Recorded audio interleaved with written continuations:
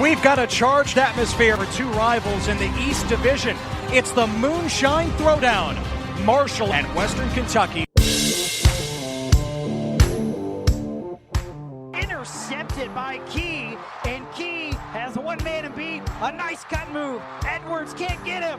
Key takes it all the way. A pick six for Devin Key. Here comes Talik Keaton to the sideline midfield. He's to the 40, gets a block, and here's goal! Touchdown, Marshall! So please join me in welcoming the 21st head coach in WKU football history, Tyson Helton. And Marshall's going to finish the year 9-4 and champions of the 2018 Gasparilla Bowl, the sixth consecutive bowl win for the Marshall Thundering Herd.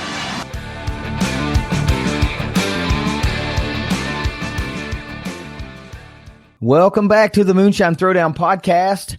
KD with you, Trace with you. Steven's having a little bit of an issue at the house, so he's going to be setting this one out this weekend. And it's a real shame because, of course, leading off the episode is the wrap-up of the 2019 Moonshine Throwdown, and boy, what an all-timer. It's kind of weird to say that. I mean, it's only like the fifth or sixth game, but, dude, this might go down 50 years from now as being one of, if not the greatest finish in the series. I mean, you know, we'll get all into it, but those who watched and those that were there know how it ended, and, man, what a way to end. So let's get right into it. Find the podcast on Twitter at MSTD_podcast, and, of course, the main rivalry account at Moonshine TD. You can download and please subscribe and rate the podcast on iTunes. Of course, you can find us also on Spotify and SoundCloud, and we're on a whole plethora of other podcast platforms. So chances are, if you're using a particular platform, you can find the Moonshine Throwdown podcast on it. So let's get right into this 2019 edition of the Moonshine Throwdown. Trace, it went down in Huntington, West Virginia on a wet, drizzly type day. It stayed dry for most of the game. It rained beforehand during tailgating, which was not ideal. Kept the crowd kind of small, I think. I don't think people just wanted to sit around in the rain, but, you know, didn't slow me down. And then it rained late in the fourth quarter, which kind of added a little bit of mystique to the ending of the game. It all boiled down to being a 26-23 Marshall victory. Marshall now tying the Moonshine Throwdown series, drawing even with Western at 3 games apiece. Also drawing even with Western as winning 3 in a row. Western's won the first 3. Marshall has since won the last 3. Look, this is a game that can be summed up really quickly in one word. And I think you know what that word is. It's turnovers. If we look at those 4 indicators that we always like to talk about, total yardage, 426 for Western, 401 for the Herd. Time of possession, 30 minutes, 57 seconds for Western, 29 minutes, 3 seconds for Marshall. First downs, 25 for Western, 20 for the Herd. And turnovers, 3 for Western Kentucky, 0 for the Herd. So the Toppers outgain, outpossess, and out first down the Herd. But the great equalizer, once again, are those turnovers, 3-0, directly led to 2 early Marshall touchdowns. 17-0 before you could really blink your eyes, Trace, off of those 2 turnovers and a Rohrwasser field goal, the first of his 4 on the day.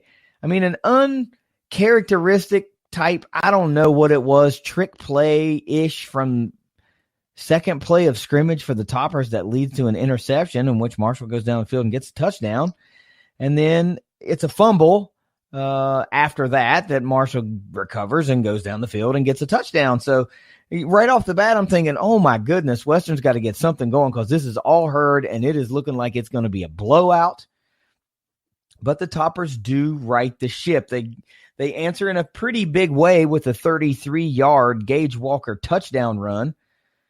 And then Rohrwasser adds another field goal to make it 20-7 leading into the half. And you're thinking, all right, Marshall's in pretty good shape here. But just as we've seen several times throughout the season, the third quarter was not friendly to the Herd. Actually, the whole second half really wasn't that friendly to the Herd. The Toppers outscored Marshall 16-6 in the second half, and they tied the game up 23-all with 6 minutes and 19 seconds left in the game. And the Toppers are rolling. They're going up and down the field. They're scoring points. Marshall really can't get anything going offensively. The two teams trade punts after that late touchdown to tie it up. And the Herd gets the ball back with 1:21. They managed to string together just enough plays to get them a couple of first downs. And ultimately, they get down to the point to where they're setting up a 53-yard field goal attempt, which would be a new career high for Rohrwasser after he had just previously set his current career high earlier in the game of 46 yards. So you're thinking, okay, this is another 7 yards. This one's going to be as the time expires. It's now raining. It's wet. Anything and everything that you want to throw on top of that was lining up to make this a historic field goal attempt for the Herd. And then the whole series takes place. The sequence that will be talked about for a long, long time in Huntington, without a doubt. I think we all knew that Western Kentucky head coach Tyson Helton was going to try and ice Rohrwasser, and why wouldn't you? It's a long field goal. It's raining. It's wet. It's for the game. I mean, if you miss it, you're going to overtime, but essentially it's for the game. And we all expected that. And then, what did we see? I saw live, at least I thought I saw live, which I did once I saw the replay. I saw Rohrwasser turn to the Topper bench and kind of give him a, come on, I'm not afraid. This doesn't bother me. Bring it on. And what they captured on TV was that he turned to the Marshall coaches and says, he taps his forearm area, his elbow area, and says, nah, I'm good. Kind of like, I got ice in my veins. I'm fine. So timeout time kind of runs its course. We line up. We're going to kick the field goal again. Well, actually, I should say they ice him, and Matt Beardall gets the snap off. So Rohrwasser goes ahead and bangs a practice kick through. It's good from 53. So the confidence is high. He's got the leg for it. He's got the accuracy for it. And now, I don't know if this is a double-edged sword, but now the crowd knows he can make it, which makes it maybe even worse if he happens to miss. But fast forward, we're lined up again, and the Toppers have one timeout, and we know that it's coming. Tyson Helton again tries to ice Rohrwasser. Beardall gets the snap off. We get a second practice kick, and the second 53-yard field goal goes through. And now the pressure's really on because the crowd's seen him make two in a row. And this would be an epic miss if something were to happen. Like, I just kept thinking up in the stands, I was thinking, man, this, it's not that he's going to miss it per se. I kept thinking, man, that plant leg is going to slip out from under him or something like that. And he's not even going to have an opportunity to get the ball off the ground. But we line up. After Tyson Helton loses his mind on the referees for allowing those two practice kicks to occur, we line up for the third snap. Good snap, good hold, good kick. It's up, and it's good. And the Herd wins on a walk-off 53-yard career-long field goal to win the 2019 Moonshine Throwdown 26-23. Man, what an ending to a game. I can't remember an ending like that to a game in a long, long time, especially at Jones C. Edwards Stadium, especially in, we thought we saw a great finish last year in the Moonshine Throwdown with Ryan B. getting a strip sack with under a minute to go as the Toppers are in the red zone. And, this one tops that, so to speak. So let's talk about that game, Trace. Give me your perspective. I really wish Stephen were able to join the broadcast this evening because I was anxious to hear what he had to say about the game. But talk to me about, your feelings on the game, your reaction to everything that happened. I mean, how the whole game played out, the whole nine, really. Oh, yeah. This was one for the ages for sure. In terms of Moonshine Throwdown annals, this is going to be up there for a long, long time. I mean, outside of the first game, 2014, I think this is by far the best game there's been since then. I mean, I don't think there's any doubt about it. This game was awesome. I mean, both teams, as for as many flaws and kind of issues as there were at times in this game, both teams played pretty well, I would say, overall. Unlike last year, because last year I don't think either team played well at all, but Marshall just managed to win by 3 points at the end. But like this year, I think both teams played pretty well. They really did enough good things to win the game, but Lord have mercy, I'm so glad it was Marshall that came out on top. I mean, you get up 17-0 there, and it looks really good, but then even when it was 17-0, I never for one split second thought the game was over. I mean, if you did, I think you were just sadly naive or whatever you want to call it. There's no way that game's over at 17-0. But I think I did say to you when we met up during the game, I said that if Marshall would have went up 27-7 instead of 23-7 at that one point in the game, I think that might have been enough to win it, maybe. But no, I knew Western had a run in them. I mean, everybody knew they were going to come out, try to come back, and they did. And then everybody knew that Marshall's not necessarily the greatest at holding leads like that, and they don't come out at halftime very strong, and it showed. I mean, from my perspective as a Marshall fan and Marshall co-host or whatever, I think Marshall should have won the game more handily than they did because of the start. But at the same time, Western had a run in them. They were going to make a big push to get back in the game, and they did. And Marshall really had to have a gut check to pull it out because Western had all the momentum.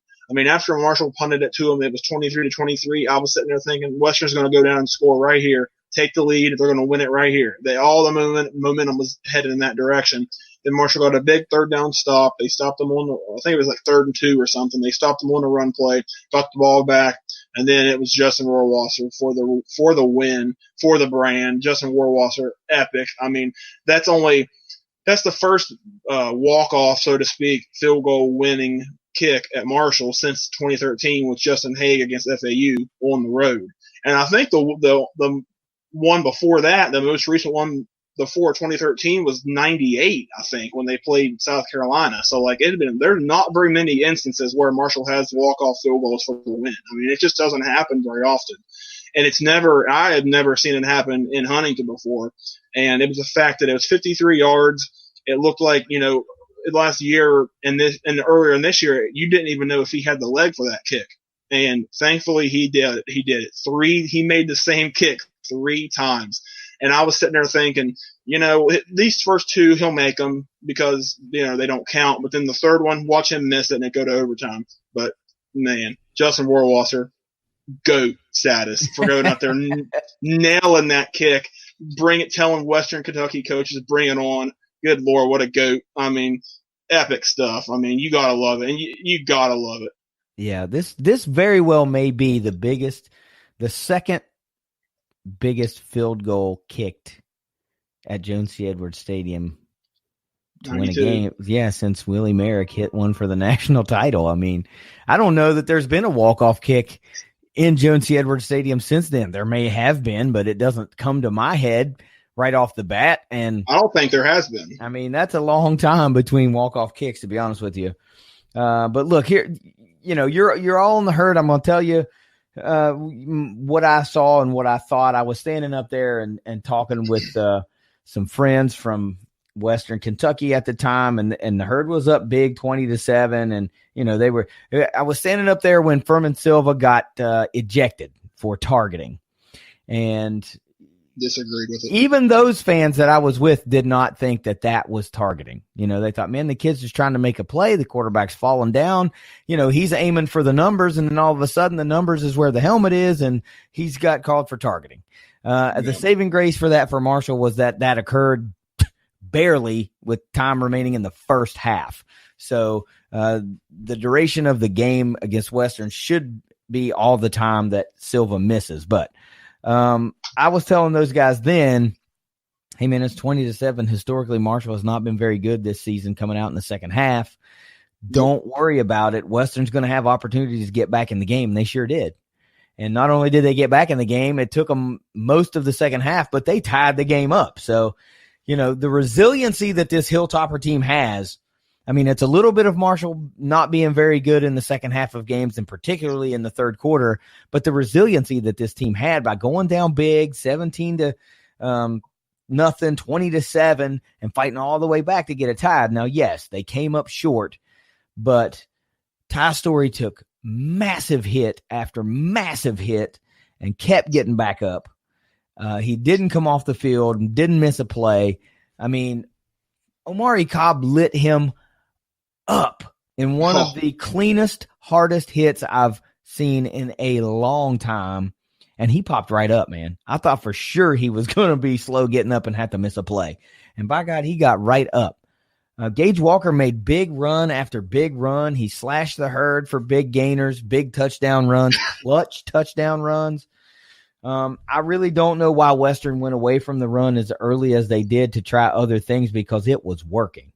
And if you had to look back at that game and say, well, what should we have done differently? I think that's what it was. They should have just kept feeding Gage Walker until he got completely shut down, because it wasn't happening. Lucky Jackson, 16 catches. Good God. Single game Western Kentucky record. I mean, the fight in this team is apparent. They held Marshall to 6 points in the second half. And, you know, like we said, they were going up and down the field and scoring in the second half. I mean, I can't say that the better team didn't win the game or did win the game. I think this was just a case of two really evenly matched teams that just went blow for blow. One got their licks in early, the other one got their licks in late, and when it came down to it, one team made one more play than the other one did, just like we thought would happen in the preview for this game. So let's talk about some stats. Let's talk about these herd stats first, since they got the dub. Isaiah Green, 20 of 31, 230 yards, 1 touchdown, 7 carries for 12 yards, and a touchdown on the ground. So pretty good day for Isaiah Green in a rivalry game. He had a so-so game last year. Yeah, he led him to the win, but he also had 3 interceptions. So, you know, good bounce-back game against Western Kentucky for Isaiah Green, a much more solid performance. Brendan Knox, 19 carries for 84 yards. Willie Johnson, just 1 carry for 42 yards, but boy, wasn't that exciting. I kind of thought for a hot second that he was going to find a way to squeak through and take that one to the house. And it just, you know, didn't really work out, but it didn't really surprise anybody. But I thought, man, he's squirting around. Somebody might catch a block for him and spring him, but still exciting to watch that. Brock Thompson, leading receiver, 3 catches, 91 yards. Before we go any farther, I mean, yeah, that's really good. Good for Brock, 30 yards a catch on average. But, brother, we don't even talk about this field goal if you catch that ball 2 plays early. Catch the ball, bro. Dude, no hate, but that's one. I know he knows that's one he's got to have. But, whew, if the Herd would have somehow ended up lost that game, gone to overtime and lost it again, man, he would not have been feeling good, because that was in the breadbasket, man. I don't know if Trey Meadows got a finger on that ball, but you know, in real speed, it looked like it was just a flat drop. Now, if Meadows got a finger on that ball at the last second to change the trajectory, I can understand how you may not catch that ball, but man, that was right in the breadbasket for 6. Big play. But good game anyway. 3 catches, 91 yards. Armani Levias, 10 catches, 77 yards, and a touchdown. Touchdown was a pretty good toss by Green. He threw it where only his guy could catch it. Nice catch by Levias. But pretty much Armani served as the chain mover in that game. Lots of 4 and 5 yard catches, but he was really integral in that final drive that set up the field goal. A couple big conversions on that drive. Omari Cobb defensively, the big day tackling wise, 13 tackles, 12 of those solo. If that doesn't tell you he's making plays on his own. Half of a sack, 1 tackle for loss, and 2 quarterback hurries. Stephen Gilmore, 11 tackles, 7 solo, 1 pass defended. Kerryon Morrell, 10 tackles, 8 solo, 1 interception, and a fumble recovery, earning him Conference USA Defensive Player of the Week honors.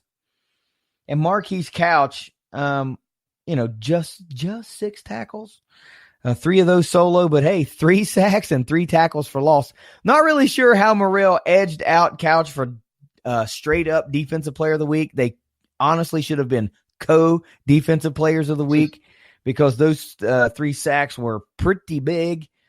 And, of course, Justin Rowasser, 4 of 4 on field goals, including setting 2 personal bests, first from 46 and then from 53, which he hit 3 times, earning him Special Teams Player of the Week honors in Conference USA. Big day from a lot of guys, Trace. A lot of guys showed up in a big way for this rivalry. And we're going to talk about that on the other side, too. Let me get some stats in for Western Kentucky, and then we'll talk grades. We'll trade grades. Ty Story, pretty good day passing, honestly. 31 out of 43, 292 yards. He just did not find the end zone. And he did have an interception, but it was meaningless. It was like the last play before halftime, so it didn't really hurt anything. Although he did fumble twice and losing one of those. So the Herd did get after Story a little bit. I think they had, 4 sacks on him on the day. Jock Sloan, 0 of 1 passing and that crazy trick play interception that led to the Herd touchdown. I don't know. Oh, back to Ty Story, 10 carries, 7 yards, and 1 touchdown on the ground as well. So both quarterbacks got a touchdown on the ground. I'm not sure what that call was for Sloan. Herd had that one snuffed out really from the get-go. Maybe should have held on to that one and lived to fight another day. Gage Walker, 12 carries, just 12 carries, 102 yards, 2 touchdowns on the ground. Dude should have had 20, 25 totes for real. Lucky Jackson, we mentioned it, 16 carries, good enough for the Western Kentucky single-game record. 168 yards, but did not find the end zone. And Jacor Pearson, 6 catches, 69 yards. Defensively for the Toppers, Antoine Kincaid was the guy. 15 tackles, 7 solo, 1 tackle for loss, and a pass defended. Clay Davis showing up in a big way in the stat line. 10 tackles, 3 solo, and half a tackle for loss. Jawan Jones, probably the best all-around game. 10 tackles, 2 solo, 2 tackles for loss, 2 quarterback hurries. Marshall did a really good job. I said one of the keys to victory was finding a way to neutralize D'Angelo Malone without, freeing somebody else up to live in the backfield. And Malone only had 4 tackles for all 4 solo and 1 quarterback hurry all day. They did a great job nullifying D'Angelo Malone, the conference's leading sack man. Corey Munson, tough day for Corey Munson. 1 out of 2 on field goals, 2 out of 3 on extra points. You can't blame. The blame does not go on Corey Munson to lose this game, but that's 4 points right there, and you lose by 3. So that kind of sucks when you look at it that way. So let's talk about grades, Trace. I'm going to let you go first. Tell you what, since Steven can't join us, let's just go flip-flop grades. You do your QB grade, I'll do my QB grade for the Tops, and we'll go back and forth until we get them all done. How about that? Deal. All right. So how about your quarterbacking grade for Isaiah Green against Western Kentucky? Yeah, he had another pretty good game. I'm going to give him a B this week. It was better than it was against FAU. I was not that happy with how he played against FAU. He made some big plays when it mattered, but he had too many mistakes, and I think that almost cost him. But in this game, he did nothing that cost him the game at all. It wasn't anything flashy, which I feel like I say every other week when it comes to him, but he had 20 of 31, pretty good there, 230 yards, 1 touchdown, no turnovers again, or fumbles or picks. And then he had a 59.1 QBR, which is only slightly under what Story's QBR ended up being. So they both had relatively equal games. But, Green did nothing that hurt the team ultimately. He did. If he can just go turnover free, then that's all that matters.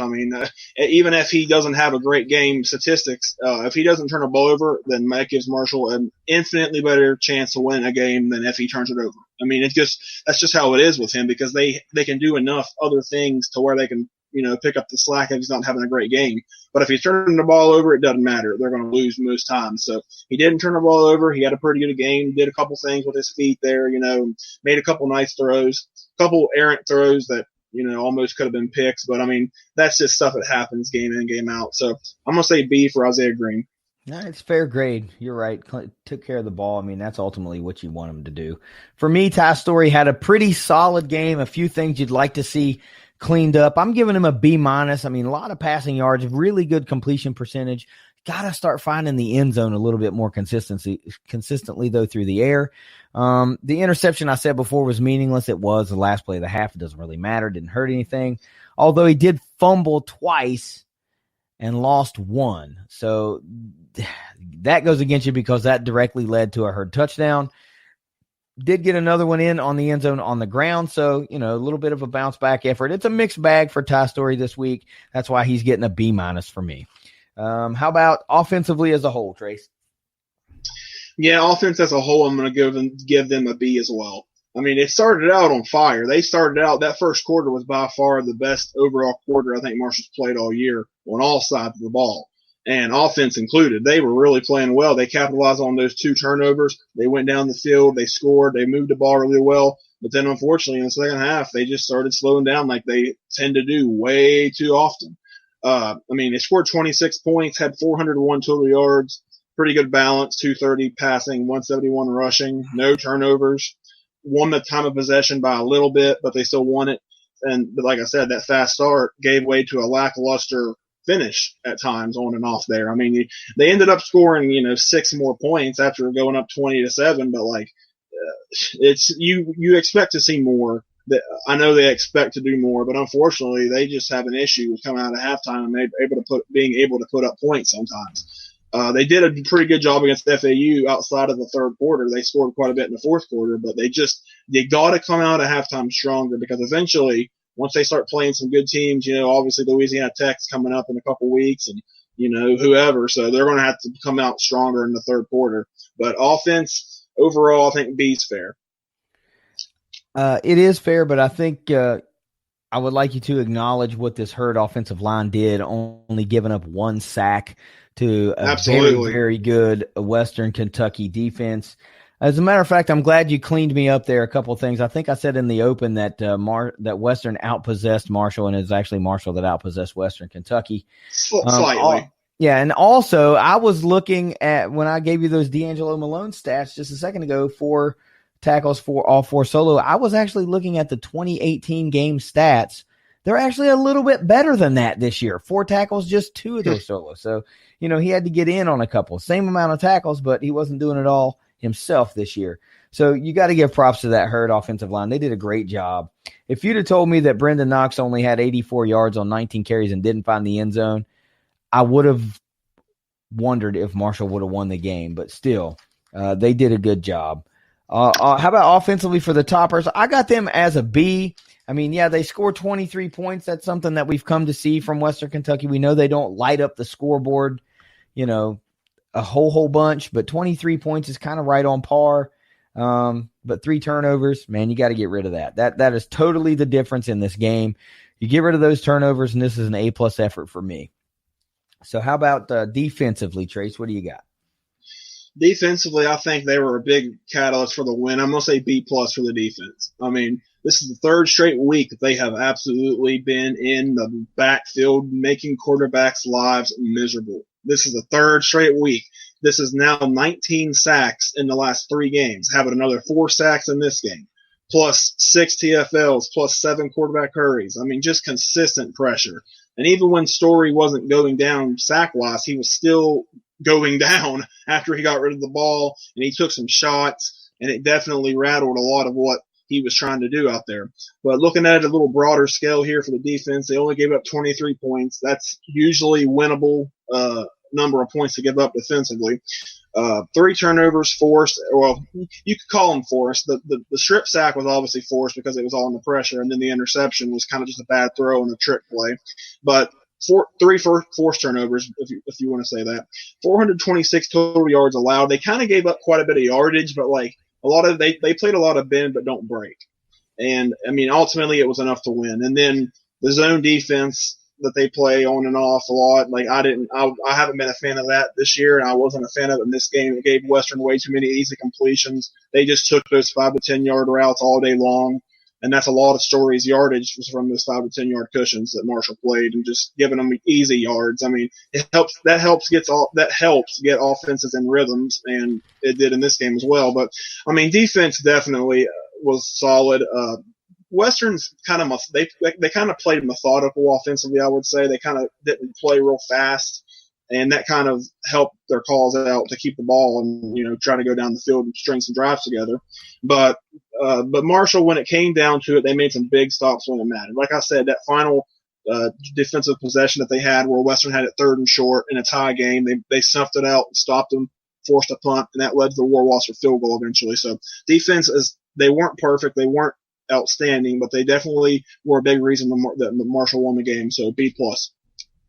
Well, I'm going actually, despite the loss, I'm giving this Topper defense an A. I mean, only giving up 6 points in the second half, and 3 of those points were to win the game with 6 seconds left. So essentially, yes, I know it counts, but for 29 minutes and 54 seconds, they gave up 3 points in the second half. Absolutely solid effort. Now, I would have liked to seen them get to Isaiah Green a little bit more. I mean, all day long, like we said, they only gave up 1 sack, only 6 tackles for loss all day long. So it's hit or miss, but I like the effort. They didn't give up the huge 75-yard touchdown play like we'd seen Marshall get in weeks previous. They just came up 1 play short, but all in all, it was a pretty good effort when you talk about the fact that still down some starters along that defensive line. They were not at full strength, but still, it's a good effort with what they put out there. I'm giving them an A. I'm sorry. They came up short, but it was still a great effort. How about special teams, Trace? Yeah, I mean, special teams, I have to give them an A. I mean, as I'll say a lot more here momentarily, but I mean, looking at it overall, I don't see how you could give it anything but an A, even with a couple things that I really didn't like. And I was really going to come hard on this podcast, on this wrap up. A certain aspect of special teams weren't so great, which I think we know what that aspect is. But kickoff coverage sucks so bad. It sucks. Every week it's the same thing almost. I mean, Western was getting it to the 35 or better almost every single kick return. It just was awful. And then the punting was not very good this game. This was probably one of the worst, I would say, punting performances he's had all year. 37.4 yards per punt. That's kind of not really good. You expect to see more out of him because he's been really good all year. But other than those two things, though, oh man, special teams they won the game for Marshall, and single-handedly, Justin Warwasser pretty much won the game. I mean, he ended up with 14 total points, including the extra points. I mean, 14 points. They almost scored 26. Yeah. So he scored over half of their points. So I mean, you got and 2 career longs, including a 53-yard game winner where he got iced out twice and made all 3 kicks, including the one that mattered. Like I said, GOAT status right there. That's going to live on in Marshall fans' minds for a long time. And they were robbed of a really great punt late with a stupid penalty where they had 2 number 43s on the field. What the heck was that? So that kind of robbed them there. But no, I mean, special teams, I mean, outside of the kick coverage, which I thought was just flat out bad, and then the punting, which wasn't as great or good as it has been, the special teams absolutely won the game because of Justin Warwasser. So I'm going to say A. Yeah, I know if those field goals didn't occur or the Herd loses the game, this would not have been an A grade. This would have been an F grade. Yes, it would have. Because that one penalty alone accounted for 40 yards in difference of field position. Because the punt landed inside the 1 or was down inside the 1, but the 2 number 43s caused it to be re-kicked. So you got a 5-yard penalty, and then it ended up with a big return, which ultimately ended in a 40-yard difference in field position. It was just a 40-yard penalty difference. It was just bad. But, yeah, bummer. For the tops, I got C. I got a solid C. Some people might go worse. Some people might go better. But, you miss a field goal. You miss an extra point. Both of those points you needed on the board, obviously. 4 more points would have been 27-26 if it had just played out that way. But yeah, I'm going to feast my grade a little bit in the positive side against what you're screaming about, and that's kick coverage. You're screaming kick coverage. Kick return game for Western Kentucky was great. 4 total kick returns, 128 yards. That's a 32-yard average. Dayton Wade had a big one, 43 yards. And then Jock Sloan, 3 of them for 85 yards, a long of 37. He averaged almost a little over 28 yards of return. So, the Herd's giving up free yardage, and the Toppers were there to take it. So, it's a C for me. You just want to have those points on the board that you didn't get. So how about the coaching effort in the Moonshine Throwdown? Yeah, I'm a little up and down with this one. I'm going to say B- because, if you come look at the first half, good Lord, it was an A+ or whatever you want to call it, because they came out on fire. All sides of the ball were just fired on all cylinders. Offense was putting up points. They were taking advantage of turnovers. Defense was out there flying around, getting turnovers. Great start. But unfortunately, it didn't really end the greatest for the coaching, in my opinion. The play calling was stellar early, I think. They really opened up the playbook and got a lot of different stuff out there, and I think that paid off. But then second half, it got conservative. Even sometime in the second quarter, it got conservative.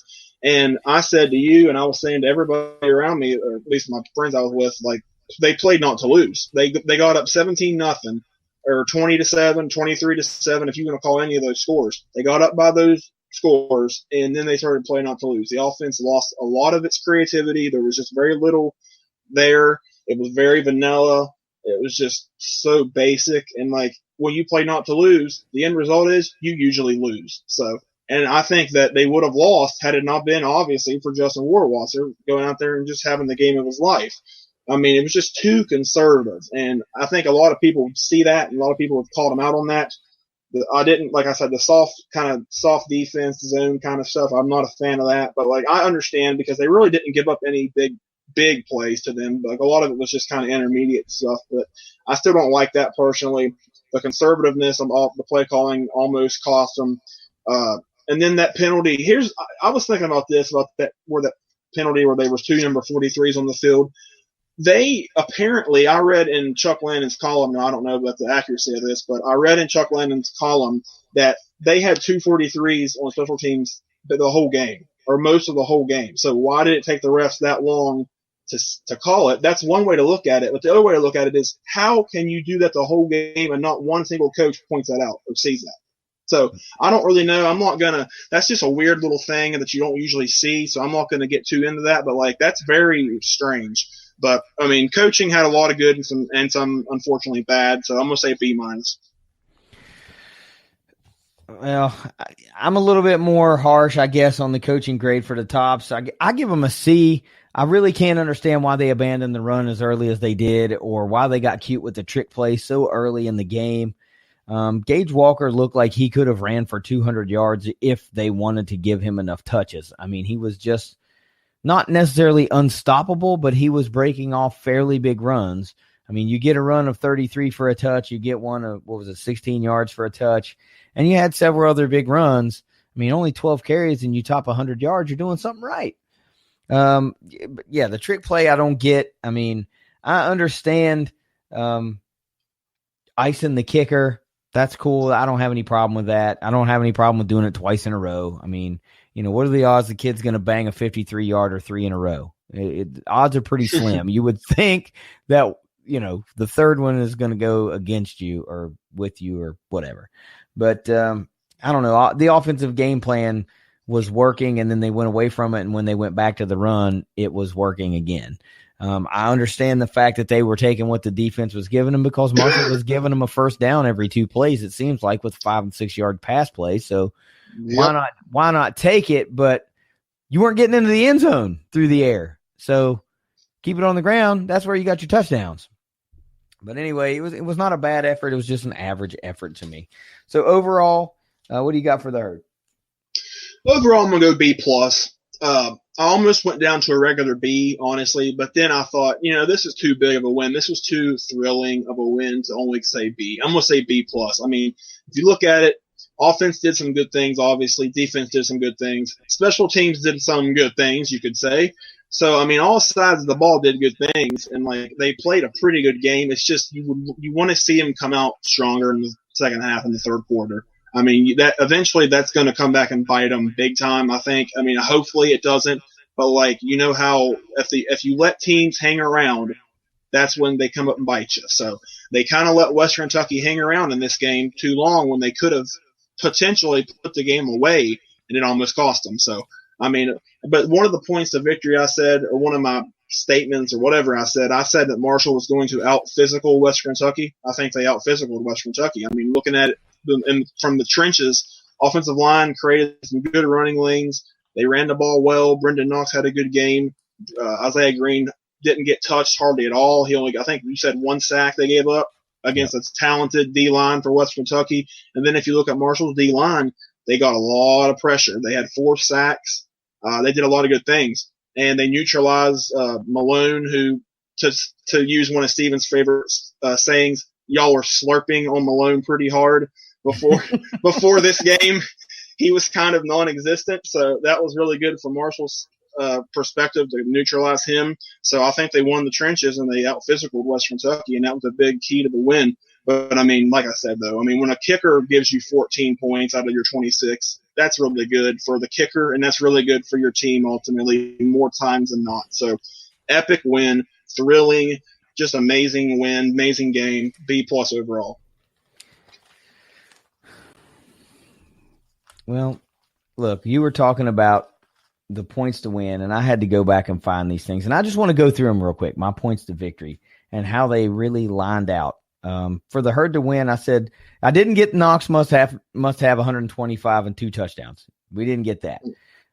Number 2 was find a way to nullify D'Angelo Malone. They did that. Number 3, I said Xavier Gaines must have 3 catches, 2 runs, and a pass. He almost had that. He did have, I think, the catches in the pass. I'm not sure he had 2 rush plays. I think he had 1. I said Armani Levias needed to have 7+ receptions. He had 10. I said the Herd needed to score in all 4 quarters. They did that. And then number 6, and probably the most important, I said they're going to need to answer the bell and shake the cobwebs when Western Kentucky makes a run. And they did that. It took them till the last play of the game, but they answered the bell and shook the cobwebs after Western went on their run enough to get the win. Now, in order for the Tops to win, I said Ty Story needed to go over 300 and have 3 touchdowns. We didn't get either of those. We got close. I said they needed to get 5 sacks on Isaiah Green. They got 1. I said 2 wide receivers or tight ends needed to go over 100 yards. I mean, hey, Lucky Jackson had 168 yards. Ja'Cour Pearson had another 69 yards. Close enough. I said Pearson needed to have 80 yards after the catch. He did not have that. I said the Toppers needed to win the hidden 10 minutes of the game. They almost did that, with the exception of, I keep referring to the meaningless interception. If that ball lands in the end zone, we got a different ball game. And then, they did score quite a bit in the second quarter and hold Marshall in the third quarter. So I guess maybe they did kind of sort of win the hidden 10 minutes. Number 6, I said the Toppers needed to start fast, quiet the crowd, and weather the storm. And what did they do? They came out and turned the ball over twice. It led to 14 Marshall points. So I was almost right on with that. But anyway, let me get back to my overall grade for the Hilltoppers in this Moonshine Throwdown 2019 edition. I gave them a B. A lot of folks would say that they should have won this game, and I can't say that they're wrong, but I can't say that they're right either. Like I said, this was just a matchup of 2 very even teams, and one team made 1 more play than the other team did.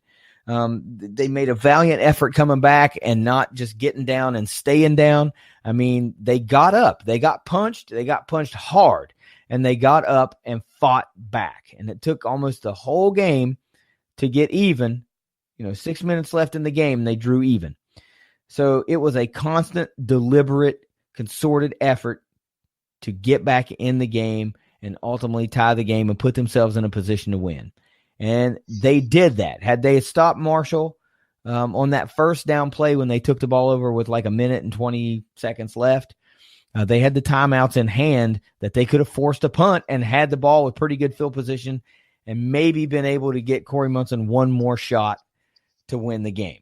But as it is, they fell just 1 play short, so they get a B in my book. So what do we know about the Herd after 8 games, Trace? Well, I think it's official to say now we know through all the ups and downs that Marshall's had so far this year, through all the fan nagging and all the fan praise and all the everything, Marshall controls its own destiny heading into November. They're there. They have it right there. They have head-to-heads now over the 2 other top teams in the East. That could be absolutely massive. That's what I said on the preview episode, that could be absolutely huge if they win this game, because they'll have head-to-heads over FAU and Western Kentucky if it comes down to that. And then looking at Marshall's last 4 games, they're at Rice. That's winnable, clearly. Home against Louisiana Tech for the blackout game. That's going to be a tough one. Louisiana Tech might be the best team in the West right now, but it's Marshall's plane crash anniversary game. They play at a different level for that game usually. And even though Louisiana Tech's a good team, really possibly a really good team, they've had some struggles this year in games. They have not been invincible at all. And then, of course, at Charlotte, I mean, I think that's a winnable game for sure for Marshall. Charlotte's not bad. I don't think they're bad, but they're not very good. They could, it could be a scare game, but it's not. I still think it's a game Marshall should win for sure. And then, of course, the season finale at home against FIU. FIU's pretty average right now. I think they're 4-4, and they got absolutely smoked by Middle Tennessee this last week. I think that's what that was. I think it was 50-17. They got absolutely smoked. So I think Marshall's in good shape. I mean, I think honestly, this might be maybe a little bold, but I think Marshall can afford to lose one game and still win the East, because I think Western's going to lose at least one more conference game, and I think FAU will lose at least one more conference game. So like I said, if Marshall and if all 3 of those teams end 6-2, the Marshall's in the championship game because they have the head-to-head. So, I mean, it would be better if Marshall just went out clearly, leave no doubt. That's always the best option, but I think even 6-2 could possibly be enough to win the East, given especially with those head-to-head matchups, like I said. So for the first time in a long time, you can actually definitively say Marshall controls its own destiny. They're the leaders in the clubhouse right now, so to speak. So these last 4 games are going to be huge for the program, huge for Doc and the future of the program, with Doc, because a lot of fans still aren't happy with him. So if he can get into the conference championship game this year, that'll silence a lot of those doubters. So we'll see. But I think for the first time in a long time, Marshall's right where they want to be. Well, Marshall is 5-3 now, 4-1 in conference, 3-1 in conference, and you said it. They control their own destiny.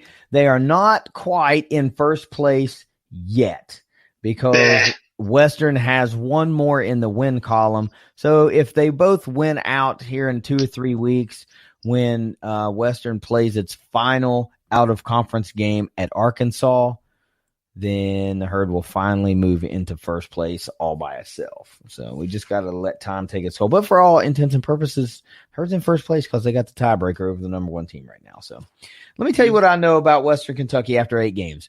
I know that they are a last-second field goal worse than the first de facto first-place team, and they had 3 turnovers.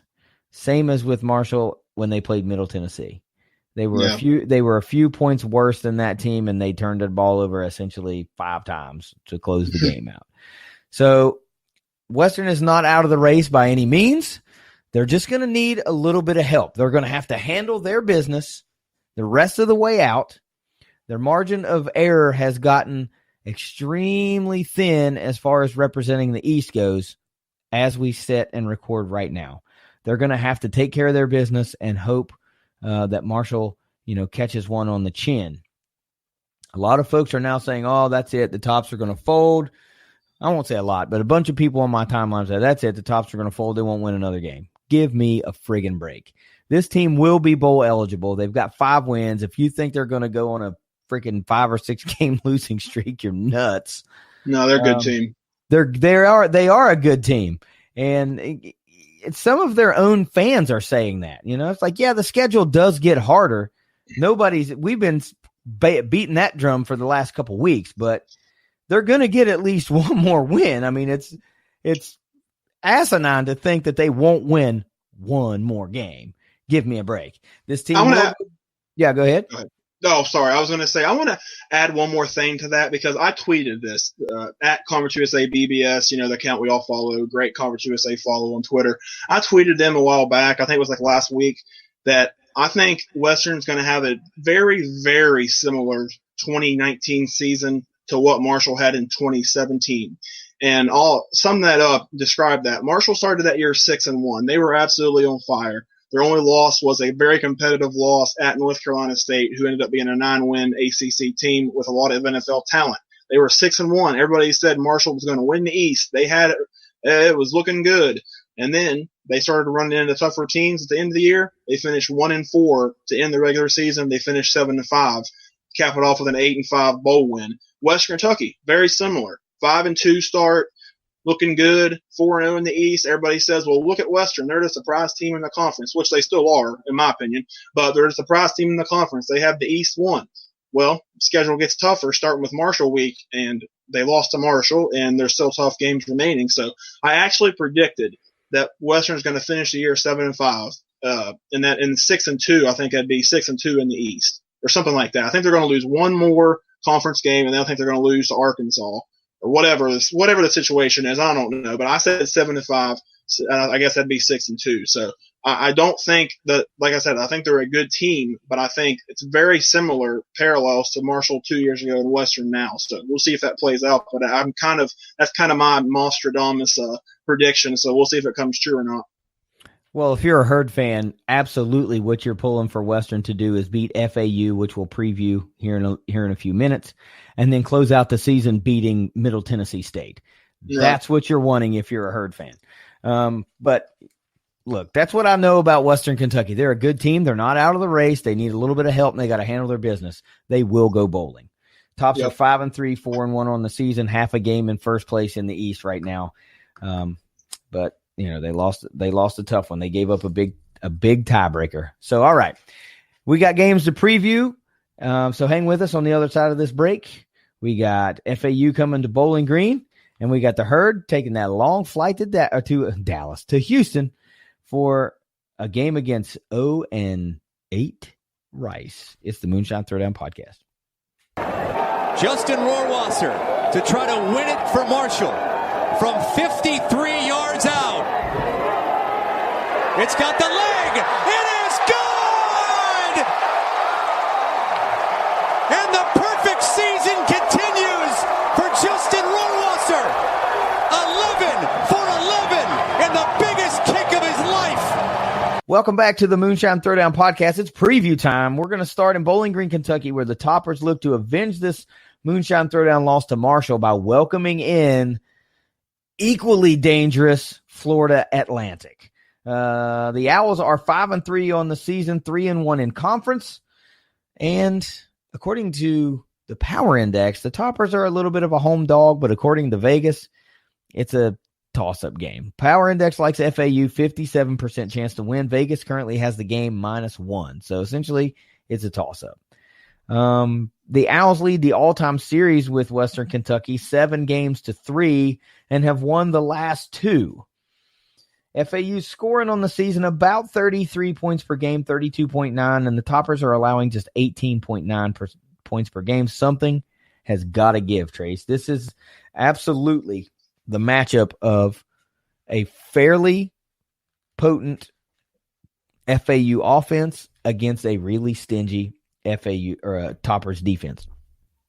And if the Toppers defensive line is back to full strength this week, if Jeremy Darvin gets to return to full action, and Malone and Jones and the rest of those usual suspects are healthy and 100% and ready to go, you know, this is going to really, really help the Topper effort into getting another much needed win.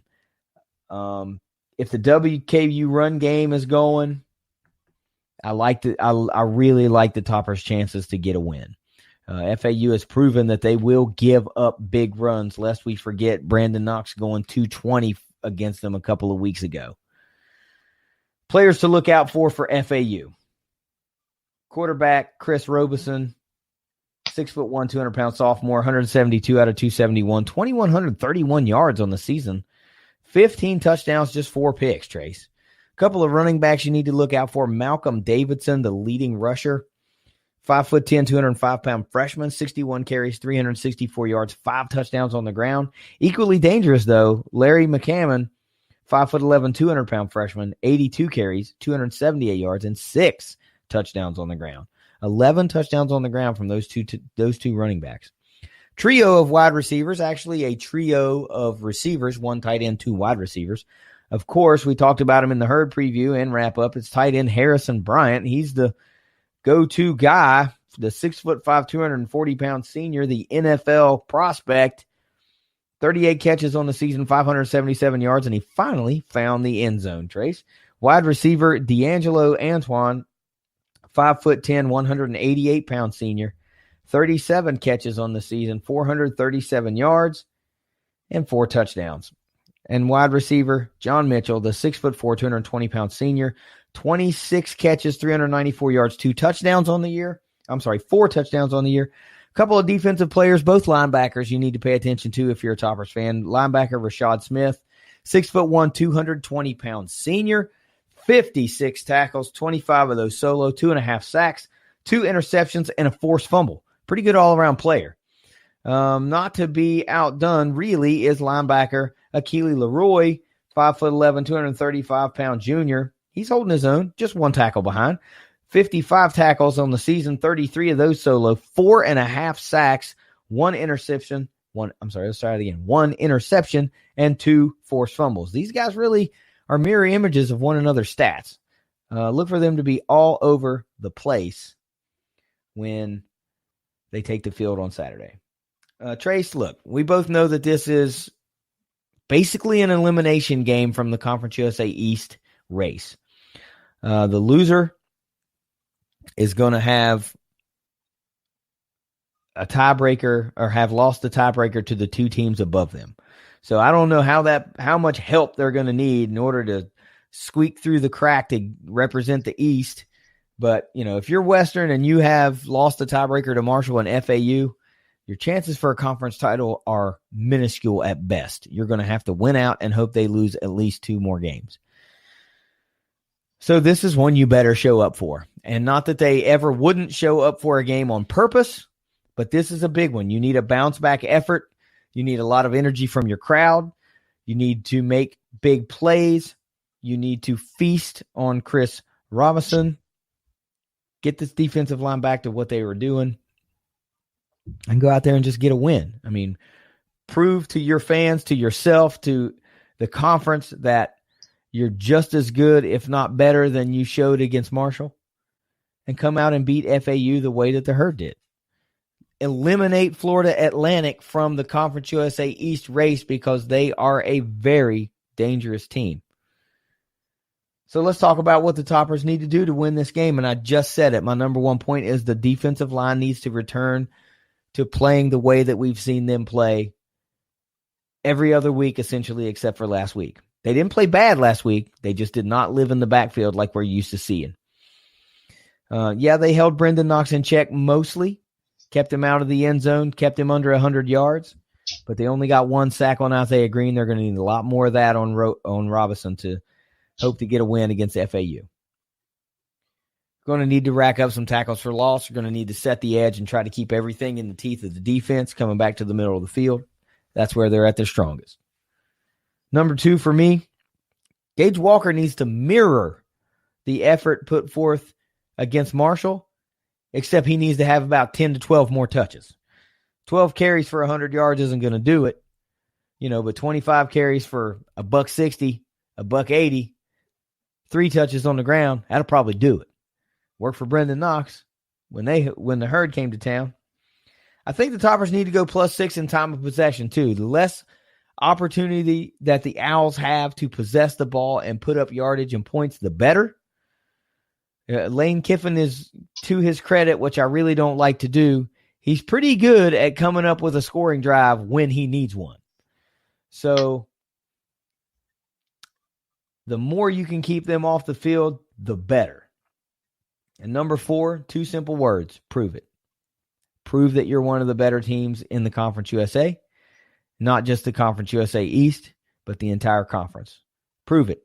Everybody was thinking that 2 weeks ago. They still think you're a pretty good team, but just go out there and prove it, that you are one of the top 2 teams in the league, in the division, whatever. Eliminate Florida Atlantic from the conference race. Get yourself bowl eligible so you stop worrying about that. Then you can settle down a little bit more and enjoy the remainder of the season and try to just start racking up win number 8, maybe win number 9. See where we can get to. So let's talk about a 200 proof player, Trace. My pick this week, it's Gage Walker. If he can go off, if he can get $150, $160, 20, 25 totes, find the end zone 2 or 3 times, not turn the ball over, move the chains on, third and short, third and medium a couple times, make a big play that doesn't necessarily show up in the stat book other than 1 carry for 3 yards. But yeah, that 3 yards happened to move the chains at an integral part of the game. If Gage Walker can go off, the Toppers will win this game, provided they don't turn the ball over 2, 3, 4 times. Now, it's score prediction time for me, and I like the Toppers in a bounce-back game. I think they hold serve, they take care of their home field, and they do enough to eliminate FAU from the conference race. They lost a close one last week. I like them to win a close one this week. I'd like to tell you they're going to win on the last play of the game, but I don't know that. But I like them to win over Lane Kiffin and the Owls, 28-24. Get bowl eligible so that they can exhale that goal has been met.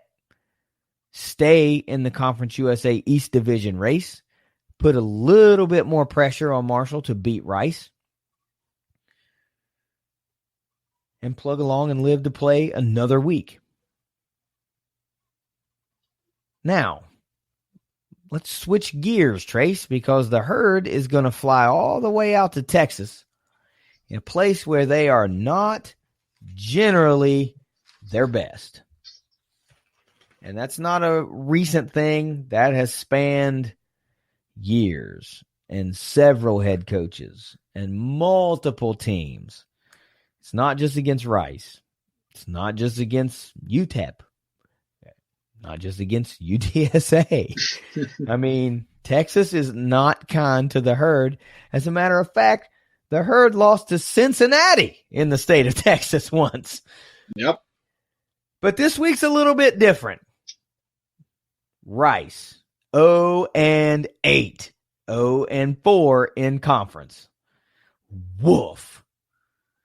Power Index loves the Herd. 75.6% chance to win the game. Currently, as we record the podcast, Herd is minus 10.5. I mean, you are a double-digit home dog. Ouch, if you're Rice. Intellectual brutality can only take you so far. Oh, that's the greatest ever. You got to play football. Herd leads the all-time series 4-2. But these two teams haven't met since 2014, Trace. It's been that long. Yeah. That was a 41-14 win in Huntington, West Virginia. But the previous year, the Herd and Rice locked horns in the Conference USA Championship game. And Rice won that one 41-24 in a game that everybody that's a Herd fan will tell you Marshall absolutely got jobbed out of hosting. That game should have been in Huntington, West Virginia, but through some kind of crazy new math formula that those intellectuals came up with, the game ended up being played in Houston. In front of 5,000 fans. Well, I was going to say in about 35 fans, but you're giving them a lot of credit. Yeah. Couple more notes, and then I'm going to let you talk about Rice. Rice is only scoring 15.9 points per game. The Herd is scoring 27. Rice is allowing nearly 30 points a game, 29.1. Marshall's allowing, 26 points. But Rice is giving up 29 points. Marshall is scoring 27 points. I think that's going to be a lot more this week. Marshall's allowing 26. Rice is not even scoring 16. I think the Herd's going to give up a lot less than 26 this week. I mean, Rice is only averaging 278 yards a game and only 109 on the ground. This is not looking good for Rice when we know what we know about Marshall. So, give me some tidbits. Talk to me about Rice. I mean, I'm sure we'll go back and forth a little bit, but there's some things to get you going. So what about the Herd and Rice? You know what? I actually am kind of pretty opposite as to what I think you're thinking for this game. And I don't know if it's just me thinking about Marshall and Texas, but I don't think it's going to be an easy game at all, because if you look at Rice's season, I mean, yeah, they're winless, so that's obviously not very good. But if you look a little closer at some of those games and stuff, like, they're pretty competitive. Like, to be 0-8, like, they're pretty competitive. I mean, if you look, I just wrote down a few games. 14-7 loss to Army. I mean, we know from this podcast, Western played Army and won in a pretty close game, and Rice lost to them on the road at Army 14-7. They had a 41-21 loss at a top 25 Wake Forest team, and that's very competitive compared to what most of the rest of Conference USA would do against a top 25 ACC team, in my opinion. And then if you look at their game against Baylor, 21-13, they lost to top 15 Baylor, who's at the moment up on West Virginia and maybe getting ready to go to 8-0, and they're number 12 in the country. So that's not a bad loss. 23-20 overtime loss to Louisiana Tech, who's in the leader position right at clubhouse in the West Division. That's not bad. 31-27 loss at UTSA. Yeah, UTSA is bad, but like, that's a close loss. It could have been a win. So I don't think this team is as bad as their 0-8 record says, and that's not me being Doc Holliday and giving, coach speak. That's me actually thinking I don't think they're as bad as 0-8. Are they good? No. Are they a very potent offense? Nope, not at all, because the most points they've scored all year is 27, and that's what Marshall's averaging. So, I mean, but I don't think this team is as bad as their 0-8 record says. I think they really are, in Conference USA terms, a competitive team, at least a competitive bottom dweller team. That's what I consider Rice to be. And Marshall in the state of Texas. Now, I know we always talk about it, but I wrote down the stat of what their record is in the state of Texas since they re-entered the FBS in 97. I don't know. I'm not taking into consideration anything before that. But since 97, since they re-entered the FBS, all these games have been since 2004, the bowl game against Cincinnati. Since then, Marshall is 1-11 in the state of Texas. And their one win is against Rice in a crazy, like, double overtime 50-something to 50-something game in that year where Marshall was 5-7. They had a high-powered offense and no defense. That was 2012. That's the only win Marshall has in the state of Texas since 2004. So even though Rice is perceived to be a horrible team, this game is not going to be easy, in my opinion, because Marshall, especially after a big emotional home win, against a rival and homecoming and a huge emotional game, this sets itself up for a potential letdown as far as a performance and how they would come out and stuff. So I'm not too – I think they're going to win. I'll just give it a spoiler there, but I'm not overly confident in their ability to win this game in a blowout. Maybe I'll be wrong. Hopefully they'll win and leave no doubt and just blow them out. But for some reason, I'm not thinking it's going to be a big blowout. So we'll see. But they gotta come out good in this one, because this could be a letdown after the Western games. So we'll see. Well, you mentioned that they've been competitive in a lot of games, and yeah, through 2 conference games that they've played at home, which was against Louisiana Tech and was against Southern Miss, 2 of the better, if not 1 and 2 teams in the West Division. Standings be damned. They have still yet to play UAB, I think. Oh no, they played UAB a couple weeks ago, but that game was in Birmingham. But the 2 games that are conference games that they have played at home against Louisiana Tech, which we think is the finest team that the West has to offer, was a 23-20 overtime loss. And then Southern Miss was a 20-6 loss. Neither team blew them out, and these are 2 of the finer teams in the West Division. Now, what can happen?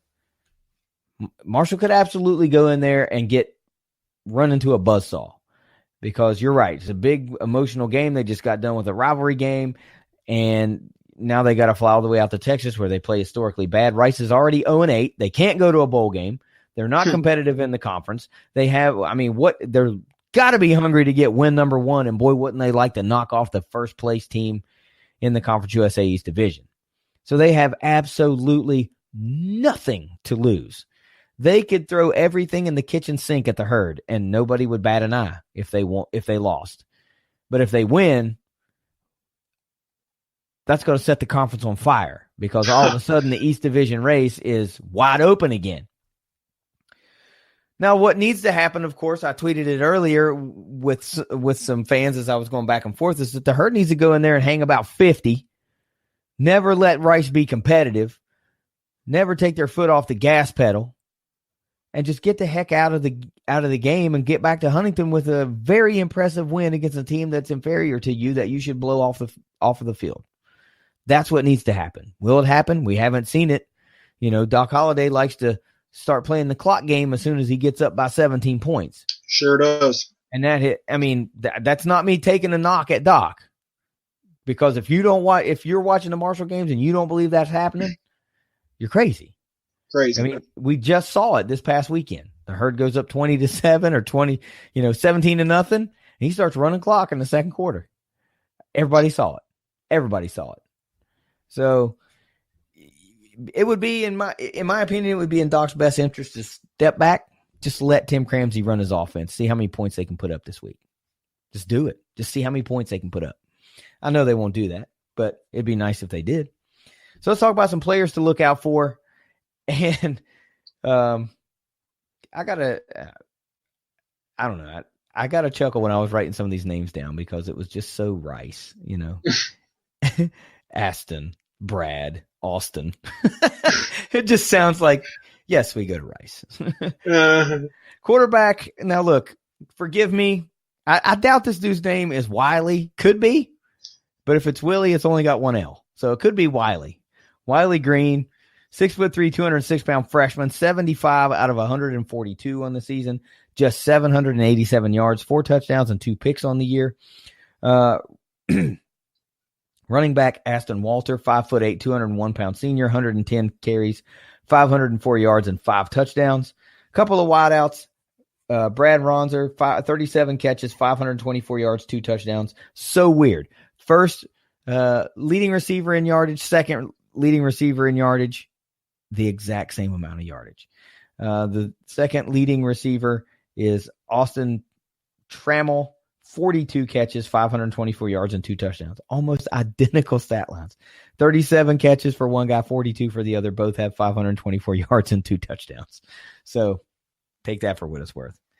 Intellectual equality. A couple of linebackers. Linebacker, cool name, Blaze Aldridge. That's a pretty cool name for a linebacker. I looked at his profile picture there when I was writing the stats down on the ESPN. He's got like massively long blonde hair. At least in the profile picture he does. I don't know if he still does, but I guess we'll find out on Saturday. 6'2", 219-pounder, 66 tackles, 42 of those solo, 2 sacks, and 1 forced fumble. And then linebacker Antonio Montero, the 6', 222-pounder, 50 tackles, 22 of those solo. Now listen, here's a big stat for you for Rice. All right, Trace, you ready for this? This is great. Rice has 8 sacks as a team. Marshall had that in one game. As a team. Marshall's had 19 in the last 3 games. So talk to me now after we just talked about some players. What's the Herd got to do to get a win? Well, first point I wrote down, and I usually don't do them in a particular order, but I think this point needs to be the top of the list, I think. Marshall needs to have their best third quarter performance of the season.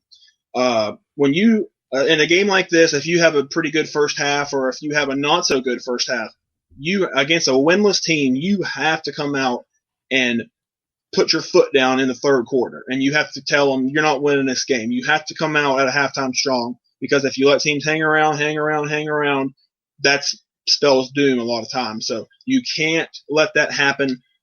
Marshall against FBS opponents this year in the third quarters, the most points they have put up in the third quarter against an FBS opponent this year is 5 points against FAU.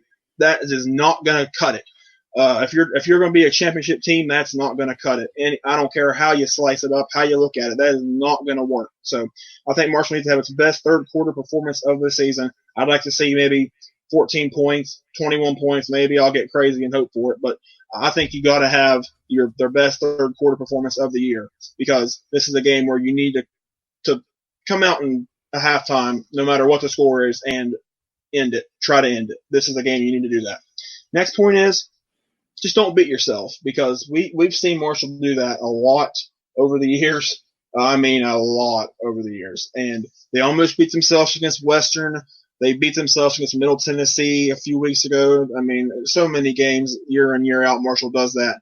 Whether it's turnovers, whether it's dumb penalties, whether it's brain farts, whether it's just screw ups, no matter what kind of screw up it is, it seems like Marshall always finds a way to mess themselves up and beat themselves. Just don't do that in this game. Just play up to your potential and don't give the other team a chance. I mean, if you just handle your business and don't beat yourself, Marshall is in great shape here for sure. And then my next point is I think Marshall needs to open up the playbook. I mean, we see that's what's weird about that, because we see it on and off throughout the game. We see it in spurts, but they open up the playbook, but then other times it's like up the middle, run up the middle, 3-yard pass. It's like, what are y'all doing here? Like, I want to see more consistent playbook opening up, whatever. I don't know the words for that one. More consistent playbook opening up. Yes, better believe it. I want to see it, especially against an inferior team. I mean, you need to go out. You need to go there and really go and show them that you're capable of putting up as many points as you want. That's what they need. It needs to be kind of like a mental thing almost, but they need to open up the playbook offensively more consistently than what they've been doing. Then my last point is I think they need better secondary play. I'll make no bones about it. I haven't been overly impressed with the secondary this year. I mean, heading into the year, it was viewed as a strong point for the defense and it was the whole team because they had a lot of, veterans back there, a lot of senior leadership and all that, but it's not been that great. I mean, it wasn't overly outstanding against Western Kentucky, and it wasn't good against FAU. It hasn't been good in a lot of games. So, the secondary needs to play better because like you said, Rice's rushing outputs are so low this year. I mean, they really haven't been able to run the ball on anybody. So I don't think they'll have a lot of success there. So if Marshall can take away the run and the pass, which they need to do, then Rice is in big, big trouble. So secondary play needs to improve. And I think this is a good game for it to improve, against a team that doesn't have a whole lot of offense. So this would be a good week for that, I think. Look, it's almost like we copied off of one another, but generally I get specific, but this week it's a team concept to me. And number one is the defensive concept. Blitz, blitz, blitz. Man, they ought to be all over Green and making this young man try to make quick decisions. I mean, he's a freshman. His completion percentage is hovering around 50%. I mean, it's obvious that he's kind of learning on the fly here. And, we all know what it's like to have a freshman quarterback. They will make mistakes because they are learning. So exploit the crap out of that, man. Keep this kid under duress all day long. And if they come out at the end of this game and Rice is leading, then kudos to that kid for weathering the storm and probably having the game of his life. Because if I were Brad Lambert and crew, I would be throwing a blitzer at him all the time. Marshall's got plenty of athletes on defense that they could afford to go man for man and have an extra pass rusher coming from just about any angle, and we all know that they do a good job of just rushing for anyway. So they may not even need to do that. We don't know how really, really good this Rice offensive line is. I've got to think that there's at least one weak spot somewhere that the Herd can exploit with all of the playmakers and all of the guys that have sacks on this Herd defense. Number two is the offensive game plan. And you said it with your more consistent playbook opening up. It's all gas, no brakes. They had that hashtag coming into the season, and we've really yet to see it in a full game. So now it's time. Hey, they're 0-8. They've got nothing to lose by throwing it all at you. So go all gas, no brakes. You know what I'm saying? Drop 50, 60. If they can't stop you, score 70. Do what you got to do to go, whoa, man, this Herd team's like kind of legit now. They're not holding back anymore. Whatever.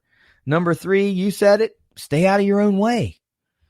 You can afford to probably turn the ball over once, maybe twice against this team and still win fairly comfortably, according to kind of when those turnovers occur and where they occur on the field. But you need to mostly stay out of your own way. Play clean ball. No dumb 243s on the field at the same time. None of that kind of stuff. Just none of that kind of stuff. Number four, you said play the best third quarter. And, of course, I'm taking that a step further. You need to assert your dominance that you are the superior team. It doesn't matter that we're on your home field. We are the superior team. And we're going to show that with physical brutality, right? Not intellectual brutality. We're going to beat your rear end up and down the field for 60 friggin' minutes. And we're going to like doing it. And when it's over, you're going to be glad it's over. And all of that equals a herd dub, in my opinion. So let's talk about a 200 proof player. Who's your guy this week, Trace? Yeah, I really had no clue who I was going to pick for this, but I went with a guy I haven't picked yet this season. I went with Brock Thompson because the receivers, they're going to need somebody to step up. That's been the case all year. Thompson's shown at times this year he's capable of going deep on teams. He had a sensational play against Western Kentucky that led to an Isaiah Green touchdown run. I don't remember. I guess it was the first quarter. Had a great catch. I mean, he's shown flashes of, brilliance, if you want to call it that. He's shown really good stuff. I mean, he's shown that he's capable of going deep. He's capable of being a deep threat target and a guy that, you can go vertical with. So hopefully he can do that against this Rice team. I mean, I don't think Rice's defense is really that bad. I mean, they're only giving up 2 or 3 more points per game than Marshall is. So, I mean, I don't think they're atrocious, but are they a very good defense? No. So Thompson I think he's one of the players that could really break out from the receiving group, hopefully. I mean, I don't care who it is, if it's Willie Johnson or if it's Levias tight end or if it's Thompson or Richardson or whoever. But I'm going to say Brock Thompson just because I saw some flashes, and especially in that Western Kentucky game more recently, that he's capable of being a really potential solid, number 1 caliber receiver. So I'm going to say Brock Thompson, even though he had that one drop. Oh, it was bad. So got to catch the ball, dude. But I mean, other than that, though, I think he's got a lot of potential. So I'm going to say Brock Thompson. Well, that's a good pick. And I want to point out, now again, we're not taking shots, but he did drop the touchdown pass. He had another drop earlier. So if he catches both of those, he may eclipse Lucky Jackson in the yardage department. That may have been good for 70 more yards of yardage. But that's a good pick. But look, the bottom line when it comes to Brock Thompson is if you go to Marshall University and you're bold enough to be a wide receiver wearing number 88, you better freaking bring it, dude, because everybody knows who you're going to be compared to. And if you think you're ready for those comparisons, more power to you. But you got to bring your game. Just retire the number for the love of Pete. Like, why don't they just retire the number? I don't know. That's so stupid. Topic for another episode. Yeah. My pick this week is Isaiah Green. Seen a little bit of positivity from Isaiah in the past couple of weeks, not shooting themselves in the foot very much. I want to see him bring it all together this week. I'd like to see him have a really, really big day. One of those days I told you a few weeks ago when I said he's good for 200 yards game in and game out. Every now and then he might break out and get you 350 yards. I think this is a 350-yard game. I'd like to see him break out in a big way, and it kind of goes hand in hand with Brock Thompson breaking out. I'd like to see these dudes put up big numbers, no turnovers, lots of trips to the end zone. I don't care if he combines for 4 or 5 touchdowns on the ground through the air, but I'd just like to see a really signature performance, and I really could care less it's against an 0-8 team. So how about a score prediction this week, Trace? Yeah, I think this is the first time all year that I've actually changed my score prediction, at least multiple times. I've actually changed this score multiple times. I started out 34-14, Marshall. Then I changed it to 34-17. Then I changed it to 27-17. But now I'm going to stick with 30-17, Marshall. I just cannot get a feel on this game really, because I can see it going both ways. I can see Marshall dominating and winning by 3 or 4 touchdowns plus, but I can also see Marshall struggling to grind out a game where they play really bad. Like we said, 1-11 in the state of Texas since 2004, and this is a game tailor made for Marshall to go out there and just play like doo-doo. I mean, they could easily go out there and have a bunch of turnovers and especially after an emotional game that we keep talking about, the Moonshine Throwdown, huge win. Now they're feeling good going on the road against a winless team all the way out there in Texas where there won't be any kind of a crowd. Could set itself up for a struggle for Marshall. Now, I personally, I'm not trying to jinx anything, but I just don't foresee a way that Marshall can actually lose this game. Now, can they make it interesting and keep Rice in the game? Oh, yeah. Yes, they can. But, I mean, even though Rice, like I said, I don't think they're a bad 0-8 team's kind of a double negative. I don't consider them a horrible, atrocious team, But even at that, Marshall, this should not be any doubt about it. They should win the game. So I'm going to settle with 30-17, even though on paper and if you look at everything, it should be much, much more. But I know how Marshall gets, especially in situations like this. So 30-17. I'm choosing to go the other way with it. I think the Herd would like to hush some of that terrible in Texas talk and, maybe try to open it up a little bit more and really just kind of maybe beat the snot out of somebody a little bit. Give me the Herd 42-10. Heck with it. I don't care. Let's see a big win from a team you're supposed to beat, Yep. Let's see it. All right, so let's get out of here this week. Let's do some final thoughts, and let's roll on to a weekend of games. Oh, man, what a Moonshine Throwdown it was Saturday. I mean, you would have liked to have seen a bigger crowd for a game like that, but even though the weather was iffier, the forecast called for rain on and off during the day, so that's probably scared some people away. But even with a smaller crowd, it was 22,000 change, so even for a quote-unquote smaller crowd, I still think this was the most lively, the most energetic the crowd's been all year, by far. The first quarter, the crowd was into it. They actually started the wave for the first time in a few years, because I remember Cato's senior year when I was in student section still as a student. It seemed like 3 or 4 games that year they started the wave. They did like the fast motion wave, the slow motion wave, the regular wave. The crowds were just way more fun back then because there's a lot more to be excited about and energetic about. And this was kind of reminiscent of that. They were playing really well. They were rolling at that time. The crowd got into it. They did the wave 3 or 4 times. It's little stuff like that can go a long way with getting a fan base back involved and, energetic about the program. And then, of course, the big announcement about the Herd Rises program and the big old fireworks they set off was really cool touch and whatever. So it was just the crowd was more energetic for this game than they've been in a long time. Probably in potentially, if I think about it, years actually. Since maybe I don't know, a couple years or whatever. But even regardless of all that the details there, the crowd was into it. That's how it needs to be when it's the Moonshine Throwdown. Would have liked to have seen a bigger crowd, but you'd like to see the energy no matter how big the crowd is. And like I said, for the first time in a while, Marshall's right where they want to be because they're in first place, essentially in the East. They own the tiebreakers over FAU and Western. So if they can just take care of business these last 4 games, which it's still hard to trust Marshall because you know how they get. We all know how they get. It's still hard to trust them, but they're in as good a shape to win the East as they have been in years, quite frankly. So they're in a good position right now. I think, like I said, I think they can afford to lose one more game, maybe. It can't be any more than 1, obviously, but I think they can afford to lose one more game and still could win the East. So we'll see how it plays out, but got to go out there and beat the intellectual saviors or whatever the heck they're called.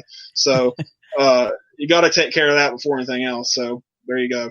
Yeah, you can't go undefeated until you win 1, but whatever. So for me, I got to say I had a great trip to Huntington, West Virginia. My flight was early as all get out on Friday. I got into town at like 8:30 in the morning, and I was wiped. I worked all night the night before. I was up on 3 hours of sleep, and, I caught a little cat nap before some things I had to do Friday night, so that was nice. But Saturday, dude, it was a great day. Other than the rain, I still went out fairly early. I had about 4 hours of tailgating before the game started. I would like to have had a little bit more. Had it been a sunny day and people were out more, I probably would have. But, right off the bat, I got to say a personal thank you to Mike Hayner and Rick Taylor, man. They hooked me up with a tailgate spot over there right across from the stadium. I met some great folks. It was the first time I met those folks, and they were awesome, man. Mike is a whiz when it comes to making ribs because those things were fantastic. I could not stop eating those things all day long. And Rick was just super nice to me as well. We had a really good time. I wish that I'd have had more time to, spend without kind of rolling around and meeting everybody that, I wanted to meet, because I could have hung out there all day and had a freaking blast.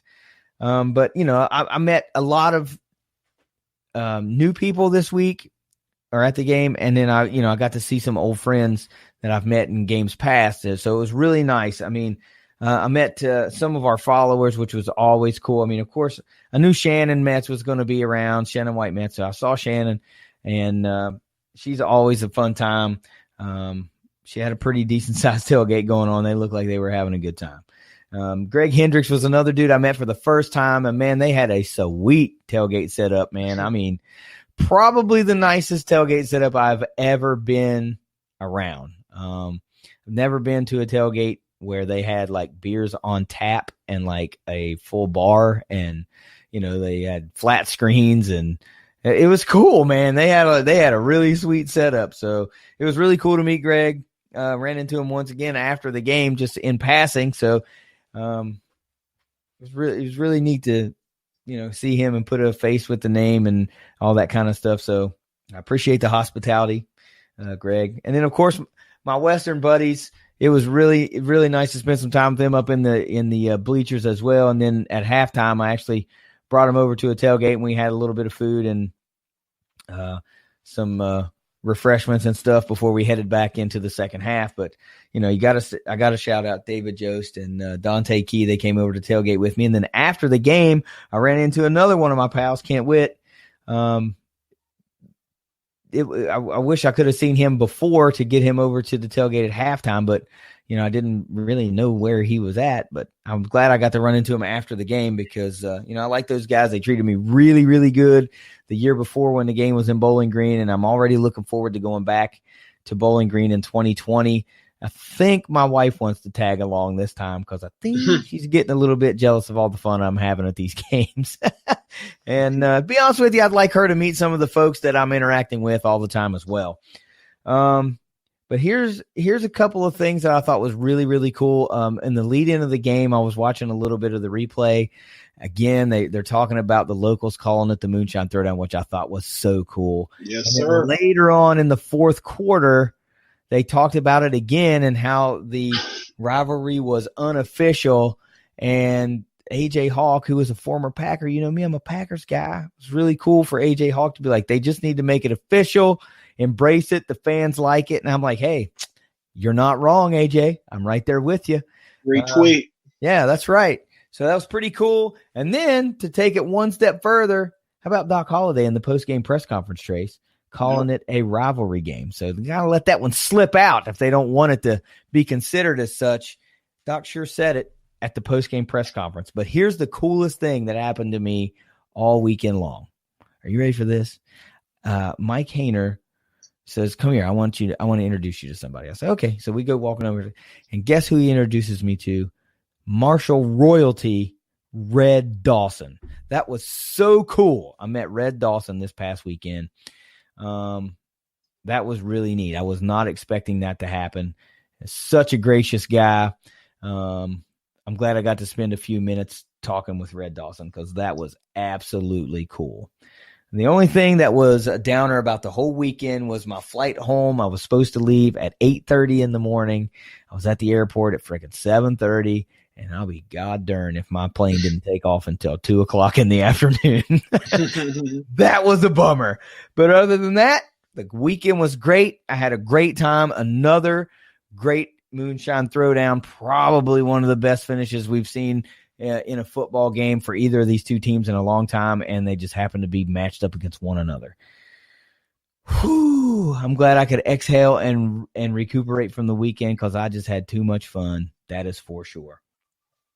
So let's get out of here this week, Trace, and look forward to going 2-0 and eliminating FAU and keeping Rice winless. So I'll take us out since Steven's not feeling very well and couldn't make the broadcast, and then you can finish it off and we'll get the heck out of here. So until next week, go Tops. Go Herds. We will see you next week. It's the Moonshine Throwdown podcast. Later.